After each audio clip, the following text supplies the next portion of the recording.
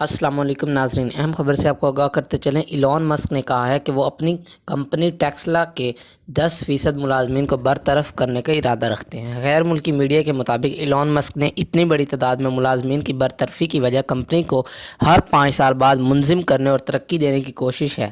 Elon Musk نے کہا کہ کمپنی کی ترقی کے لیے لاگت میں کمی اور پیداواری صلاحیت میں اضافہ کرنا ناگزیر ہے۔ اس کے لیے ہر پہلو کو دیکھنے کے لیے 10% ملازمین کو فارغ کرنے کا مشکل فیصلہ کیا گیا ہے۔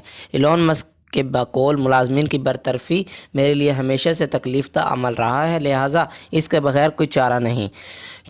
دوسری جانب ایلون مسک کے اس بیان کے بعد ٹیسلا کے سینئر نائب صدر سمیت 2 بڑے عہدیداران نے استعفیٰ دے دیا۔ یاد رہے کہ ٹیسلا آئندہ برس کی دوسری شمشاہی میں روبو ٹیکسی لانچ کرنے والی ہے، جس کی قیمت $25,000 تک کی ہوگی۔